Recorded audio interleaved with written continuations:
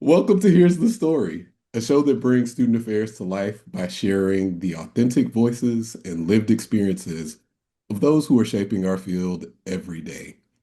I'm your host, JT Snipes. My pronouns are he, him, his.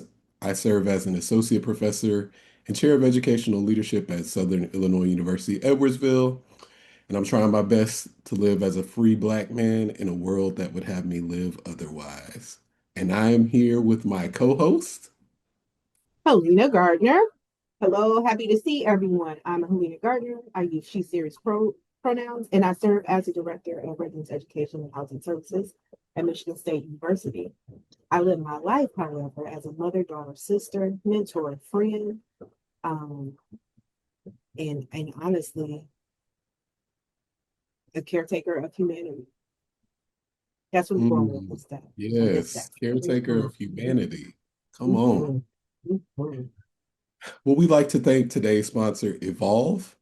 Evolve offers four leadership coaching journeys designed to expand capacity and build capabilities, empowering courageous leadership to transform institutions and reimagine the future of higher education. All right. How you doing, Helena? Good today. I'm doing good today. Little challenges with our air quality, but I'm doing well. How you doing? I'm doing all right. I'm actually really excited because I have a friend that I want to introduce to you who has a wonderful story to tell. Hi. But before we bring in Q, I'm not gonna bury the lead. I got a question for you. Have you ever forgotten about your body? I know that's a weird question, but have you ever forgotten about your body? I always do. And that looks like sometimes missing lunch, sometimes not drinking water, and sacrificing sleep. I always do, and I have to be conscious about it. Take care of myself, but Hmm. I get reset. I get reset. Today's a day that I haven't left this office this morning. Yeah, I think Mhm, it's very common for us mhm, in higher mhm, ed to mhm. be going and doing, but just to forget about our bodies. Yeah, yeah. And that's why I am so delighted to have Mhm. our guest Q come and share his story with us. Q, how are you, friend? I'm doing good. Feeling good. Just coming back from visiting my family. My family is the folks that keep me grounded and keep me re-remind myself of not only our family's history, but also it's just good to spend time with them and watch some of the black shows, and laugh and joke and kiki, but also just got a chance to spend some really quality time with my mom, my grandma, my brother. I felt nourished. I came back nourished, even though the air quality felt hazy, but my family kept me clear in a lot of ways. Mm. That's great. So tell us a little bit about yourself and the work you do, and then we'll jump into your story. Yeah. My name is Courtney Hutchings, as you go by Q. Pronouns are they, them, but also open and flexible. As I've been also really thinking deeply about my relationship to my own body and how my body is how I see myself in the world. I am a newly tenured associate professor, which is um, very surreal, but also very humbling and very honored to get to this stage of my career.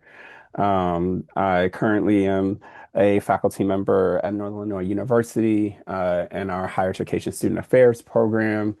And so a little bit about me. I am a Pisces, and like Erica Badu, I'm emotional about my shit. And so I feel very deeply about all Yeah. things and everything. I am someone who loves music deeply, love documentaries. It's something that I feel very grounded when I watch them, and love to learn about history and stories. Been watching a lot of Unsung. So watch a lot of like, I love it.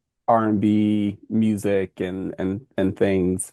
And so those are things I think that really shape my love of music and how music also informs the way that I teach and the way that I do research and work. And so, yeah, I usually talk about my teaching or talk about my research, but I think this time I want to lend and talk more so about the love of music. And so I think I'm a very big music lover. So if you ask me random things about Billboard charts and albums and who made songs and where songs were created, I usually pretty much know a lot of random facts about music artists and how songs are being developed.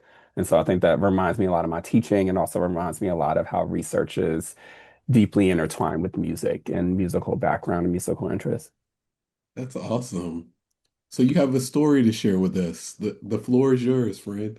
Yeah, I often think deeply about my teaching as a practice, as a spiritual practice, as a practical practice, but also a body practice. And so when we think about the mind, body, and spirit, that is often what moves me in the classroom.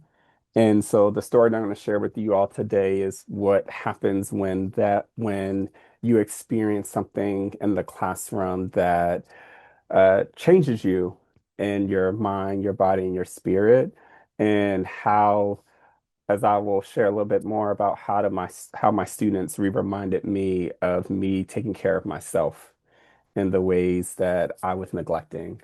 And so my story really starts about a few months ago. Um, I was teaching my last class in a course, in a master's course. And that day is one of my longest days. So I live in Chicago and I commute back and forth to my campus, which is a pretty long commute. It's about an hour and a half one way. So I often think about I often practice a space where I get myself grounded during my commute. And I know that those days when I teach are my longer days of teaching because I usually leave around 7 a.m. in the morning and knowing that I will probably not return home until probably about 8:30, 8:30, 9 o'clock at night. So I know those are my longer days. And so as I was starting throughout this day, this was the last course that I was teaching in the semester, and it was the last class. And as we all know, as faculty members, I've been teaching for the last, I'm going on my 6th year of teaching in the fall. But this day felt different. And it was different, one, for many reasons that I felt very anxious. I felt very anxious about that day. And one of the things that I was doing throughout that space and time was whenever I feel anxious, I shut everything off and I just go. And that day was different meetings, um, different back-to-back meetings. And one of the things that I forgot to do was to take care of my own body and spirit throughout that day. And so, as a student affairs professional, we often, and even as faculty, we're often kind of just going, going, going, and not learning how to stop and breathe and kind of take that time. And one of the things uh, that I was not doing was not taking care of my own body. So I had went to the gym that morning, and was pretty much eating in a meeting, eating breakfast. And then I had a subsequent meetings all the way up until my final class. My final class, I began class and we had a potluck. And so we had a potluck, as I tend to do in our final class as a way of food and fellowship. And we, as a class, we all decided that I was gonna order pizza. Usually a very small gift that I do as kind of just like, hey, I want to, provide food for the students.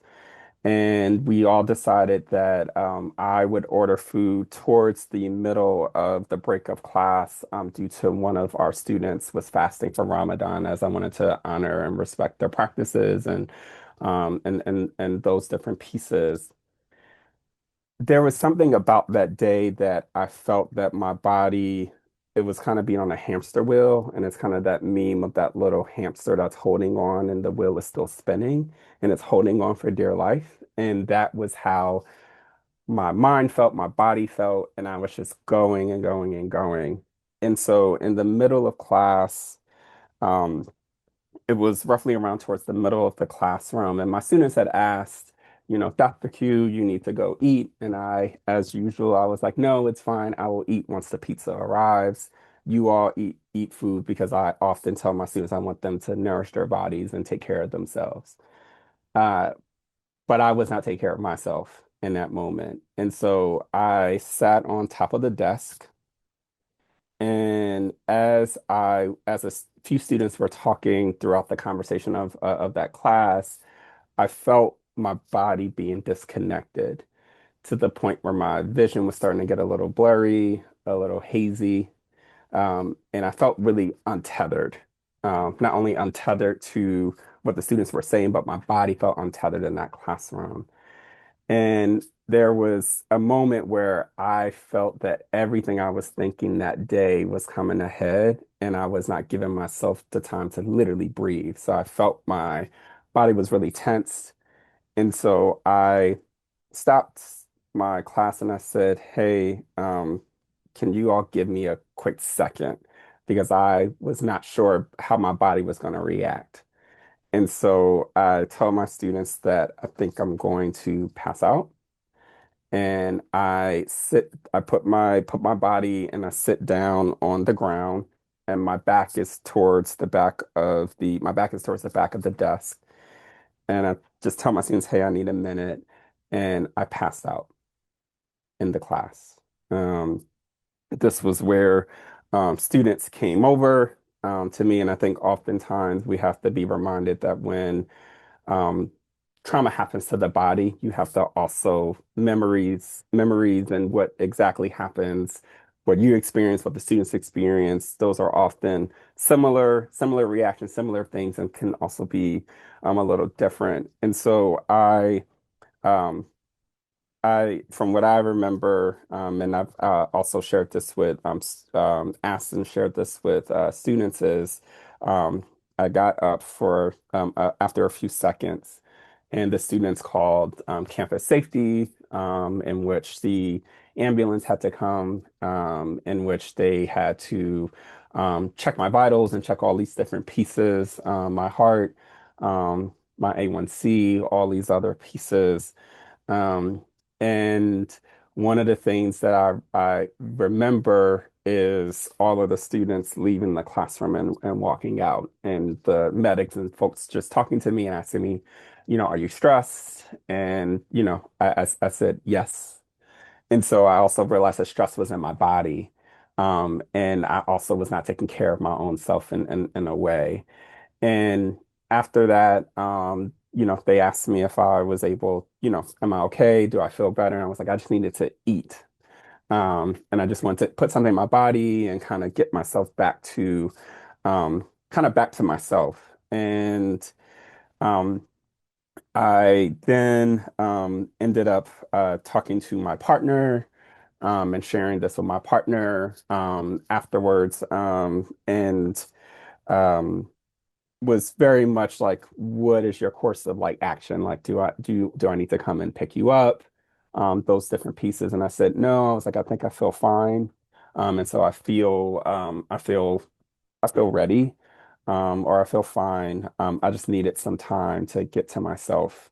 Um, that was when the medics left, campus safety left, and students came back into the room. And I asked the students, I stopped and I said, I want to apologize about what happened. And that is usually my first inkling as a faculty member to apologize for something that happens.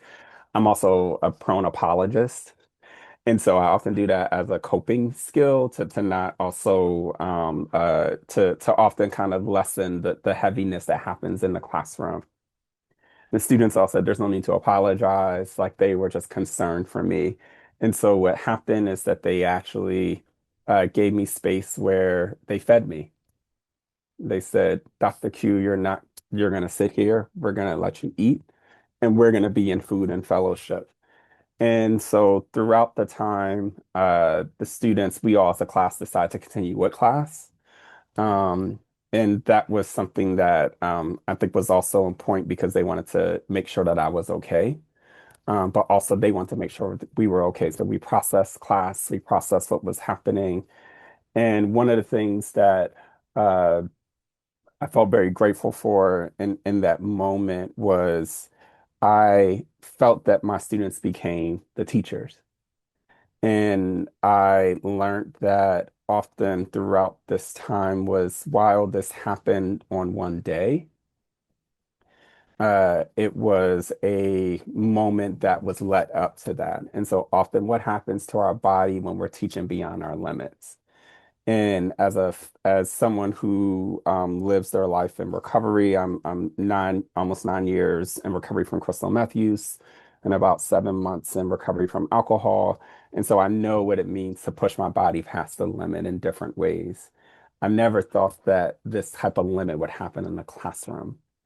And so I had to learn to have better practices for myself, whether that's literally having, water and electrolytes, having snacks and eating snacks throughout the day. I learned that if my students were in this position, which I would never want them to be, I would have told them to take care of themselves. And so the fact that I did not listen to my own body and did not take my own advice made me think differently about what does the classroom look like. And so now I've been in a space where I've thought differently about my relationship to the classroom. But I think more importantly, I learned about the relationship to myself as a person. My students they not only saw Dr. Q, but they saw Courtney. And that is a particular version of myself that I usually separate because I think that not everyone has access to Courtney, but a lot of folks will have access to Q or Dr. Q. And so because of those pieces, I learned deeply and more introspectively about what happens when the classroom space that I love so much um, becomes a space where it was ultimately a space of me passing myself past my physical and spiritual limits. And so now I've been really intentional about thinking differently about what the classroom looks and feels like. But also, I often think about that about my students. And then now it's giving me space to think about what does that mean for myself. So whether that's me taking my own breaks in my classroom and naturally leaving the classroom, right? Or when students on the break, and usually faculty will say the students will come up to you during the break, right? And you're not getting yourself a break, right? And so I've also been thinking deeply about what is a spiritual and practical teaching practice that I can continue to do moving forward.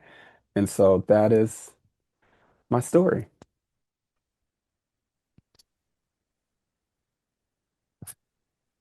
Thank you, Anthony. Absolutely beautiful. Absolutely beautiful story. Oh man. So many things that I want to ask you about. Um, I'll start with the question I ask all of our guests. Uh, Q, why did you want to tell this story now? I went back and forth about this story because I felt really, in some ways, to be honest, I felt a little embarrassed about it. And I know that embarrassed may not be the right word, but I felt untethered to the story. Um, and I didn't share this in the story, but this past semester I had received recognition from my institution on my teaching. Oh, And I felt really um I felt this sense of um while I felt really humbled and really honored that I received this teaching, or these accolades, I felt really um, unsure if I was deserving of it because of what happened. And I said, if this is was that the result of these things, right? And these things happen. This my experience of me of what happened in my classroom happened before I received those recognitions. But that was something that was in my head, and oftentimes as faculty, we tend to share the good things that happen to us in our lives. So we tend to share the accolades, the publications, the Mhm. awards, all of the things like, all the smiles, but and often I'm a person that smiles often, but you often never know what's behind that smile. And so I felt a little trepidation about sharing the story because I didn't want people to think pointing fingers of what was the reason and what were the factors behind it. But I know that there might be someone that is also dealing with exhaustion and teaching and just continuing to push past that and just teaching because they feel like they have to, or they're not giving their body the attention that they need. And so I wanted to share this story to hopefully give people space to know that it's okay to listen to your body the same Yeah. way you would listen to your students. Mm. That's so powerful because I had a similar thought. Um, I also was nominated for, didn't win, came in second for a Teaching Excellence Award. And you often think about what is the cost of it. It's Yeah. very common for people to see the smiles, right? As you put so well, not knowing the cost of it. And I appreciate you bringing that forward because I am concerned that, especially in teaching, the cost is our bodies, and that becomes a normal expectation that we would give ourselves over to these systems and have the system recognize it, right? Oh, you're willing to put yourself in harm's way to do teaching, and that in and of itself becomes meritorious. I don't Yes. think that's the case, right? Always, but it is something that I also thought about, like what gets sacrificed in order for these things to work. So I appreciate you bringing that forward. And And and I I would think what add you to that. Oh, sorry, you go ahead. You go ahead. oh no, I was thinking like what you're sharing reminds me of Bell Hooks when Bell Hooks had shared that there was a moment where she didn't know to leave the classroom when she had to use the restroom. Like we as teachers, instructors, regardless if you're tenure track, tenured, instructor, not like all of those things, we often look at the classroom as a sometimes a locked in space that we cannot leave ourselves as the person in front of the room. And what do we, how do we, how or why do we deny our bodies in those moments? And Mm, that's what I was thinking when the setup JT did me ask me a question over there. Now I'm like, right. Because I know that I am personally a person. I don't know that I didn't know I could leave, but I when I sit here today, I'm more parched, thinking about why didn't I take time between now and then to just do it? What was I looking for? Where is the permission? Why is that the sacrifice? So like I'm really thinking about that and knowing that you asked that question, and I am it's a routine for me. Like, oh, it can wait, it can wait, it can wait.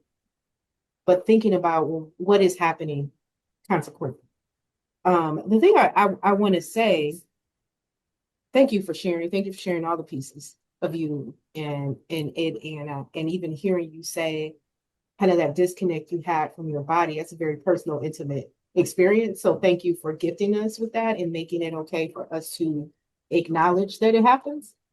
Um, so thank you. But I wrote something down where you said like this experience was happening in a space you love so much in your classroom, like where you do your work, where you serve, where you build, where you help folks grow. What I think is beautiful is that it is evident in the space that you love so much that you also cultivate that in return.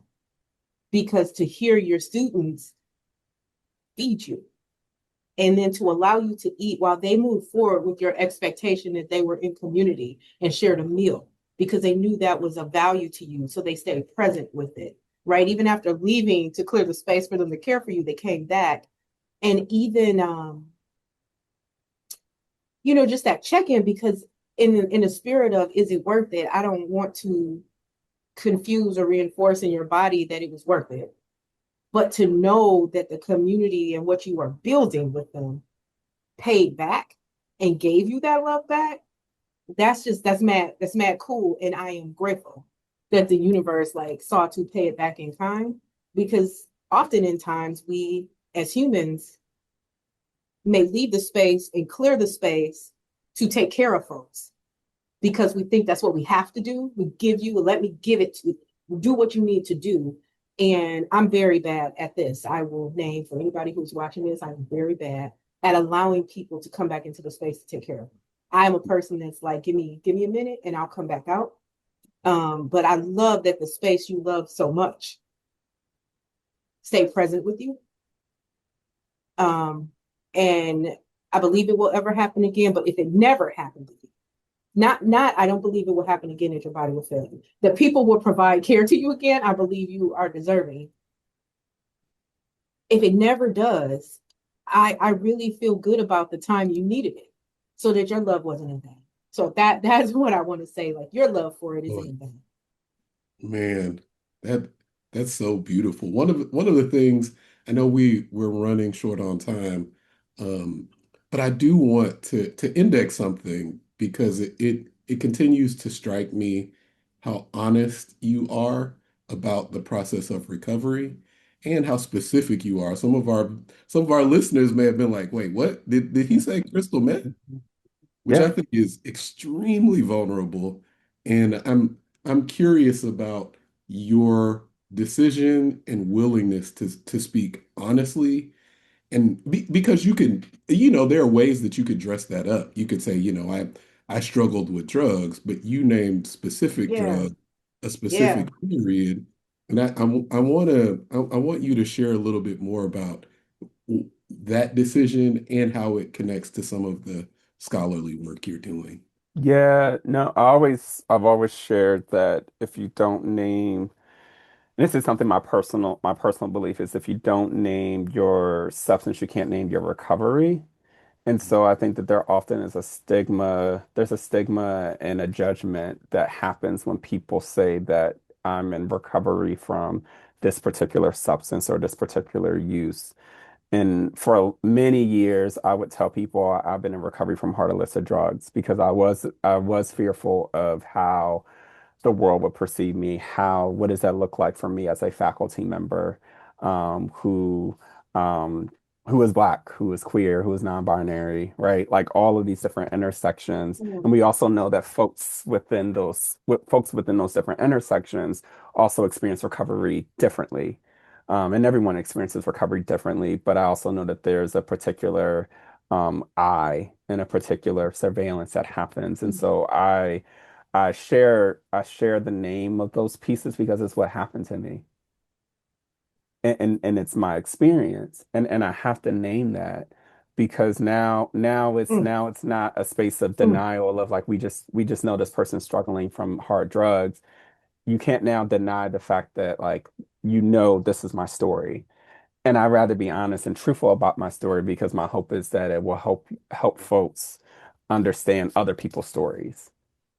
And mm, and and I think that is the most important thing is now someone who's in recovery from crystal meth. We often say like, well, I don't know anybody that does this particular drug or this particular use. And I always say, well, now you do. And in a way, just to acknowledge it. And I think that acknowledgement gives truth behind it and also has space to give people space to also learn about what is it to help support someone else in recovery. As my dear friend, Dr. Becky Elkins says, in our work, and we've done some work around recovery, a special issue for recovery with About Campus. So shout out to Z, to shout out to her as well, to a dear friend. And so I often think deeply I often think deeply about the role of recovery on college campuses, and the role that higher education plays in or does or refuses to support folks in recovery. And so my recovery journey and my story is very tethered to my research and my practice, because we often need to think deeply about how does recovery happen on college campuses. And as much as higher ed wants to acknowledge it or not acknowledge it, you have to assume that there is someone in the room that's in recovery. And that is a quote directly from Dr. Becky Elkins. And so I think about that as a practice in my classroom, outside my classroom, to anybody, whether they're in a college campus or not. Wow. Thank you for that. I, I, I Can wish, I still, yeah, when go you ahead. finish, I'm gonna steal some. Okay, thank you. I am both thankful that you asked the question, JT, and thankful for you sharing. Um, in doing, here's the story. The undercurrent really is to allow for folks doing this work to be humanized, but also the stories don't aren't our stories don't always match, right? Like we're not matchy as humans, but to have the opportunity to understand all that we bring to the table to do the things that we do. And so I am grateful, JT, that you asked the question, but Q, that you shared the fullness of you, because I think it's exactly what we hope to do. So there's that.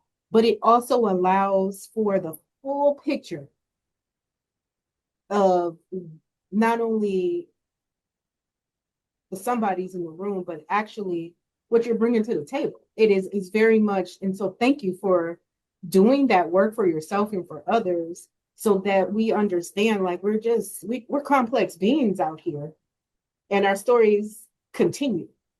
They just continue.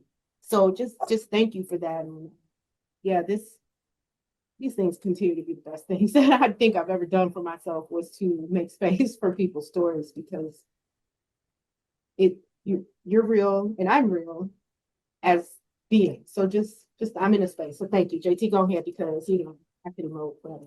Can I share something really quick? Yeah, Because sure. I often think that when we, as folks who are teaching in the classroom, we often are t told or not told how to show up in the classroom. We're often told by others that you can't be certain versions of who you are. And I very much do a different practice where I try to bring my full self, or I make attempts to bring my full self into the classroom, because our students are bringing their full selves to the classroom. When my students walk into the classroom, they're not just stopping their lives for, the 4 hours that we're in class together, or the 2.5 hours, or the 8 hours that we're in classes with my master's and doc students. These are folks with full lives. And I should not deny myself that as well. And so Mm, while this mm, experience was really hard and really challenging, I think, my colleagues and, my students in particular, for seeing me. And it gave me a space to see myself. And there was that one instance where I did not see myself. And I think we often have to think of teaching as a full mind, body, and spiritual act. And you may not be spiritual, but there is some type of manifestation that shows up. And I think if we mm, deny our bodies in the classroom, this can potentially be something that will happen. And I never want this to happen to anyone. I never want anyone to work past their exhaustion in the classroom.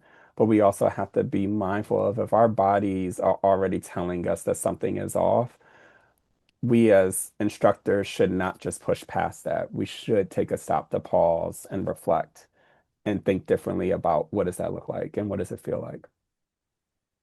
Wow. I wish we had a full other hour just to mm. mine some of the gems that you've opened up for us. I have so many questions just about community, but I think Helena already hit on it.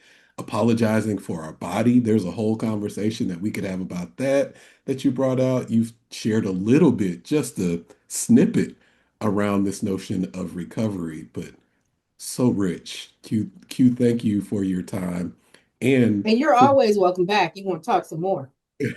always welcome back. Mhm. I appreciate it. You said in your story that students got to see Courtney and not just Dr. Q.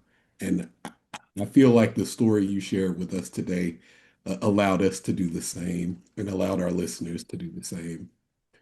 Um, so we do have to wrap up begrudgingly. I want to thank our guest, the venerable, uh, award-winning faculty member, Don't do Dr. that. Don't do Hudson, that. Don't do that. Don't do that. Don't do that. for sharing their beautiful story. I also want to thank our sponsor, Evolve.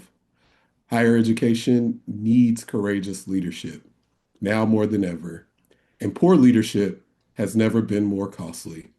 At Evolve Institute, we are empowering leaders with the capacity to turn challenges into possibilities and to lead with and through clarity, confidence, and courage. We offer leadership coaching journeys for leadership teams and individuals. Visit the Evolve Institute to learn more. This has been Here's the Story, part of the Student Affairs Now family. We're so glad that you joined us to laugh, cry, learn, and sometimes commiserate, but always celebrate being a part of the student affairs experience. If you have a story, and we all have a story, please consider sharing it with us by leaving a 2-minute pitch via voice file at studentaffairsnow.com/here's the story. Every story is welcome and every earnest perspective is worthy. And even if you don't feel like sharing yours, you can still find ours at studentaffairsnow.com on YouTube. Smash that subscribe button and anywhere you listen to podcasts. Yes. This episode has been edited by Nat Ambrosi. Thank you for making us look and sound as good as we do. We hope this has fed your flame a little bit because your light matters. Keep using it to make the world a better place. Until next time, I'm JT Snipes, Gardner, and this has been this Here's is the Here's the Story. Story. Almost synced, almost synced. Almost did it. We almost did it. Bye, y'all. Bye, We'll see y'all. you